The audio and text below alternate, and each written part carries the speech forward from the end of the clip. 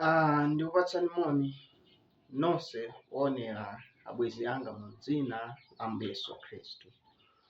Takulandirani pano pa Kumudzi wa Yesu Television. Mverani khalo masuka wolandiridwa mu tsiku ili la lero limene Mulungu atikondera kuti tikhoza kukhalanso pa gome lake namadya chakudya cha uzimu. Haleluya. Mosataya nthawi yathu tingopita molunjika kuphunziro lathu la lero. Koma tisanafike kuphunziro tingotseka maso tipemphere. Atate wathu akumwamba, tikuyamikani tikuthokozani chifukwa cha nthawi ya mtengo wapatali imene mwatipatsa. Mulungu wamphamvu zonse imene mwatipatsa malo kuti tikamve mawu anu. Kunjaku kuli zoyankhula zambirimbiri, maliwu osiyanasiyana, andale, amipira, zambiri zili mu dziko lapansi. Koma maliwu onsewo sangatipatse ife moyo wosatha. Mawu okhawa amene achoka mkamwa mwanu namene angatipatse moyo wosatha. Pa chimenechi lolani mawu amene akabwera m'mitima yathu tisakadelere, tisakanyoze, koma tikasakanize m'chikhulupiriro kuti tikathe kukhala nawo moyo wosatha. Mene mu dzina la Ambuye Yesu Khristu mpha zonse chiyamiko. Amen. Mawu athu achokera ku buku la Akolose. Akolose 2 verse 16 kulekeza 17. Bible likuti 16. Chifukwa chake munthu aliyense asakuweruzani inu mchakudya kapena mchakumwa, kapena nkunena tsiku la phwando kapena tsiku lokhala mwezi kapena la Sabata. 17. Ndizo mthunzi wa zili mkudzazo, koma thupi ndi la Khristu. Haleluya.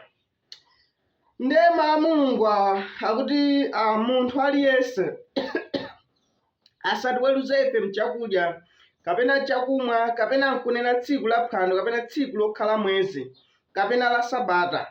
Akuti izo ni mthunzi wa zili mkudzazo, akuti koma thupi ndi la Khristu. Haleluya. Nde uchokera pa malemba amene wabwezi timafato ndipo nkhani ya Sabata yoona. Haleluya. Kodi Sabata yoona ni chani? Haleluya. Mawu kuti Sabata amatanthauza kupuma. Ndipo tikawerenga m'Bible menemu ku chipangano chakale chimenechi tipeza kuti Ayuda amenewa amapuma tsiku la namba 7. Ndipo ku Exodo 20 verse ya 10 kumeneku Yehova akuchita kuwauza ana a Israeli akuti tsiku la namba 7 muzipuma, chifukwa limeneyo ni tsiku la Ambuye Mulungu wanu. Tsiku limene amaletsa ngakhale ziweto kuti zigwire ntchito, ana awo, akazi, amuna, antchito awo, wina aliyense amene atani apume. Haleluya. Ndipo munthu akangopeza zona kuti agwira ntchito tsiku la Sabata limeneli la namba 7 amatha kugendedwa miyala kumene mpaka kuphedwa. Haleluya. Koma kumalemba umene tawerenga ku Akolose 2 verse ya 16. Haleluya. Paulo akuti munthu asatiweruze ife mchakudya kapena mchakumwa kapena kunena tsiku la phwando kapena tsiku lokhala mwezi kapena la Sabata. Akuti munthu asatiweruze chifukwa cha nkhani iti imene mutati muone apopo china chimene akuchitchula ni Sabata. Akuti munthu asatiweruze ife chifukwa cha chani? Chifukwa cha Sabata. Haleluya. Akuti izo zinali mthunzi wa zinthu zili chani? Zili mkudza. Koma akuti nkhani ni chani? Ni thupi ndilo la Khristu. Chenicheni ni Khristu. Haleluya. Ndiye fundo yathu yayikulu mu phunziro limene labwezi ni yakuti Sabata yathu yoona ni Khristu. Haleluya. Kusunga kwa tsiku la Sabata kuja unali chabe mthunzi. Monga mmene taonera verse ya 17 kulemba limene. Sabata yathu yoona ni Khristu. Ndiye mukaona ku chipangano chakale kumuona kuti akusunga Sabata ya tsiku yathu. Tsiku la namba 7 limene limonga mmene taonera. Koma apa Paulo akubwera akuti munthu asatiweruze chifukwa cha zimenezozo. Haleluya. Koma akuti zimenezo unali chani? Unali mthunzi chabe. Koma chenichenicho ni chani? Ni Khristu. Ndiye mukawerenga malemba awiriwa mukhoza kukhala ganizo kuti kodi pamenepa chiona dini chiti kapena mawu a Mulungu akutsutsana kuti ku Yehova uyankhula zina ukusowa mtumiki wa Yehova amene Paulo ayankhula zina. Musayiwale Paulo ameneyu chinali chida chosankhidwa ndi Mulungu mwini wake nambe Yesu Khristu. Ambuye Yesu Khristu anali namusankha Paulo, haleluya, ngati chida choti chitani chitengere dzina langa kwa mitundu. Ni wosankhidwa ndipo zimene amaphunzitsa iyeyo, haleluya, numbuki apena pake amamangirira kuti si iyeyo koma ni ndani, ni Yesu Khristu. Kwa Korinto 11:1 kumeneko akuti munitsateni monga nitsata ndani, nitsata Khristu. Zimene akutuza apa Paulo si za m'mutu mwake, haleluya, koma ni vumbulutso lochokera kwa ndani, kwa Ambuye Yesu Khristu. Akuti munthu asatiweruze ife chifukwa cha Sabata, haleluya, akuti umene unali mthunzi chabe, koma chenichenicho ni ndani, ni Khristu. Ndanena kuti zusiyana mawuwa sakusiyana ayi, mukaona bwinobwino, koma angokamba chinthu chomwecho chenichenicho, haleluya. Tikamapita patsogolopa tionadi kuti sausiyana, akukamba nkhani imodzi ndipo sautsutsana, haleluya. Pamene Ambuye Yesu Khristu anabwera pano pa dziko lapansi, haleluya, iyeyo amadzitchula kuti ndiye mbuye wa Sabata. Mukazipeza kumene ku Mateyu 12:10.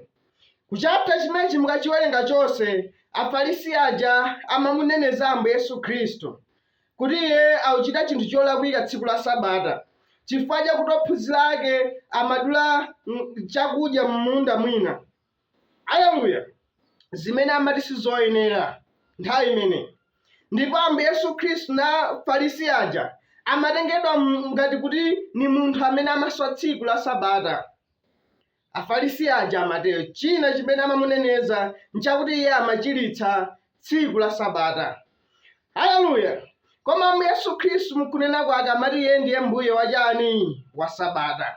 Kodi izi zikutuza ife chiyani, haleluya? Akuti iyeyo ndiye mbuye wa Sabatayo, iyeyo ndiye Sabatayo, haleluya. Chifukwa musayiwale taona kale kuti mawu kuti Sabata amatanthauza kupuma.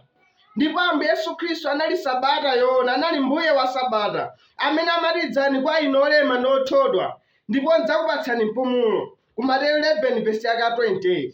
Iyeyo anali chani? Anali Sabata, haleluya, amene amapumitsa munthu wochimwa moyo wake. Kuti mahule aja akakumana ndi Ambuye Yesu Khristu samakhala chimodzimodzi, koma moyo wawo umakhala osinthika, amakhala azimayi akazi okhazikika pa khomo, haleluya. Ndipo Ambuye Yesu Khristu ameneyu sanasinthe. Aheberi 13:8 akuti Yesu Khristu ali yemwedzo ndi nthawi zonse.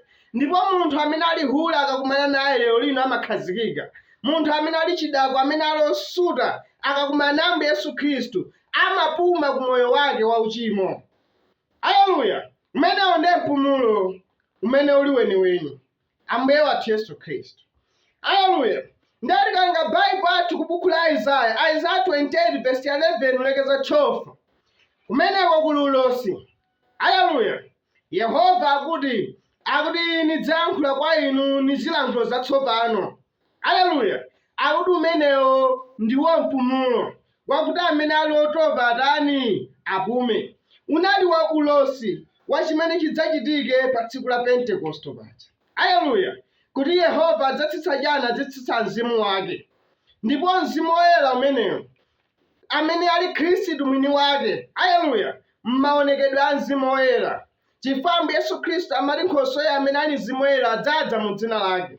Amene ali mzimu woyera amene, haleluya, anatsanulidwa mwa anthu 140 amene anali m'chipinda chapamwamba pa tsiku la Pentekoste paja, umene uli mpumulo weniweni, monga mmene Yesaya 28:12 akukambira, haleluya.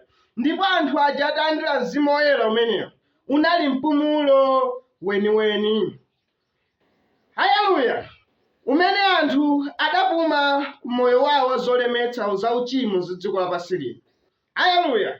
Anamulandira Khristu amene ali mwini wake. Mawu kuti Khristu amatanthauza odzozedwa, haleluya. Ndi anthu amene anadzozedwa ndi mzimu woyera. Analandira chani? Analandira Sabata. Mwakufotokoza kwina analandira chani? Analandira mpumulo, haleluya. Ndiye Khristu amene anamulandira pa tsiku la Pentekoste imene ndiye chani? Ndiye Sabata yeniyeni. Kusunga kwa tsikuku unali chabe chani? Unali chabe mthunzi. Kusunga tsiku la Sabata ngati la namba 7, tsiku la namba 7 umene unali chabe chani? Mpumulo, haleluya. Monga mmene mtumwi amene Paulo akutani akuyankhulira, akati mthunzi umatilozera ife kuti kubwera china chake kutsogoloko. Ndiye mthunzi umenewu. Mukaona mthunzi wa munthu ubwera uko mmadzodzotoko kubwera munthu. Aleluya. Ndipo munthu uja akatulukira, inu simalimbana ndi mthunziwo chifukwa mthunziwo si chenicheni. Koma pamene mukhala bize mumalimbana ndi ndani? Ndi munthu uja. Aleluya. Mmenemo ndimenenso kudali kusunga tsiku la Sabata. Monga mavumbulutso limene linaperekedwa kwa Paulo. Aleluya. Kuti usunga kwa tsiku lija la Sabata lija kupuma kuja amachita Ayuda kuja. Aleluya. Akuti umenewu unali chabe mthunzi. Umangotilozera ife kuti kubwera Sabata yeniyeni. Konzekani kubwera kupuma kwenikweni. Aleluya. Ndipo kupuma kumeneku ndi ndani? Ni Khristu mwini wake. Ndipo atabwera Ambuye Yesu Khristu, anthu akupuma zenizeni. Ndipo mzimu wa Khristu ulipo mpano. Aleluya. Ngati mufuna mupume ku moyo wanu wauchimo, pumani. Lero kukhale kotsirizira. Aleluya. Imeneyo ndiye Sabata. Khristu chifukwa kuti chimene ndiye chenichenicho. Paka Paulo akuti munthu asakuweruzeni chifukwa chakusunga Sabata. Aleluya. Kusonyeza kuti oyera mtima amenewa amene amabadwa pansi pa utumiki wa atumwi samasunga chani? Sabata. Ngati mwa tsiku. Aleluya. Mpaka natitenga kumachidwe 2 verse 46 ulekeza 47 kumeneko. Tipeza Bible likuti anthu aja atakhulupirira. Aleluya. Akuti amasonkhana tsiku ni tsiku mkachisi. Jaira amasonkhana. Analibe kusunga kuti tsiku lenileni kuti lili ndiye mwakuti. Zonse zija samazichita. Chifukwa analandira Sabata yeniyeni. Adatapuma zenizeni. Aleluya. Ndiye tiye tipumeni mmenemu. Sikuti lamulo lija lidasweka. Ayi. Losunga tsiku lija silinasweka. Aleluya. Koma lidangokuzilitsidwa. Kapena kulandira Sabata yeniyeni. Chenichenicho chinafika. Tinachilandira. Ndipo pofika chimene chenicheni simulimbananso ni mthunzi ayi. Aleluya. Koma timalimbana ni chani? Chenicheni. Sabata yeniyeni idafika imene Khristu Yesu. Ndipo lero lino amene afuna apume, amene afuna asunge Sabata, akhale mmenemu mwa Khristu Yesu. Ndipo moyo wake umapuma ku uchimo. Aleluya. Ndipo ngati muyiponya Sabata imene yeniyeni simungathe konse kulowa ufumu wakumwamba. Chifukwa anthu ena amasunga ndithu Sabata atsikuli, koma moyo wawo sunapume ku uchimo. Mwaona kuti ayendabe njira zokhwetakhweta, akatangala uchitabe, amanama, amaba, nasanje, nakuba, mwina nafiti kumene. Aleluya. Koma mwaona kuti tsiku limene amakakamira utani? Usunga. Ndi anthu ampumulo sanaupeze. Chifukwa uchitabe ntchito zolemetsa za Satana anjelekezi. Akufunika ampeze Yesu Khristu. Akaupeza mzimu wa Khristu uwapumitsa kumakhalidwe osema. Imeneyi ndiye Sabata yoona abwezi. Aleluya. Uthengawo abwezi siwoti unyoze wina wake kapena kuti akuti ayi. Uthengawo noti utongwedi kuchoonadi. Ngati zimene ukuzani zine mawu tiye tizitengeni. Ndipo ichi ndiye choonadi chenicheni. Monga mmene chatsimikizidwa ndi malemba. Ndipo mmene choonadi chabwera pamaso pathu. Mulungu afuna tipangepo chigamulo. Aleluya. Ndipo pa chigamulo chimene tingapange apapa tidzakolola pa tsiku lina. Kopita kwathu kwa muyaya timasankha. Aleluya. Ndipo nthawi iyi mukhoza kugamula zakopita kumene kwa muyaya. Mukakhulupirira. Bible Marko 16 verse 16 ndikuti amene akhulupirira anabatizidwa adzapulumutsidwa. Koma amene sakhulupirira adzatani? Adzalangidwa. Nukamba uthenga uwu ndithu. Aleluya. Ndipo uthenga uwu mutati muuchepetse. Nuthenga omwewo mokhoza kuweruzani pa tsiku la chiweruzo. Chifukwa ino mukudziwa moyo wanu kuti ni wochimwa kuti siwoyenera. Ni chifukwa chiyani chimene inonso mufuna kupuma ku moyo wanu wauchimwa? Tiyeni nthawi yatha abwezi tipume. Tiyeni tilandireni Sabata yeniyeni imene Khristu. Monga mmene mawu a Mulungu atiwuzira. Ambuye akudalitseni nonse. Tipemphere. Atate wathu akumwamba tikuyamikani tikuthokozani. Chifukwa chotiyankhula moteremu. Bible likuti amene mmakonda mmadzudzula ndi kuwakwapula. Chifukwa mwati kuwapula chonchi. Chifukwa mukutikonda kwambiri. Simufuna miyoyo yathu itayike koma mufuna tikhale nawo moyo osatha. Tipatseni chisomo, tipatseni chikhulupiriro. Kuti tikathe kulandira mawu anu chikhulupiriro nakakhulupirira nakayenda m'njira zanu. Nakalapa nakabatizidwa mu dzina la Ambuye Yesu Khristu. Kuti machimo athu akhululukidwe nakakhala nawo mzimu woyera. Imene ili Sabata yoyenera. Mene mu dzina la Ambuye Yesu Khristu mpha zonse chiyamiko. Amen.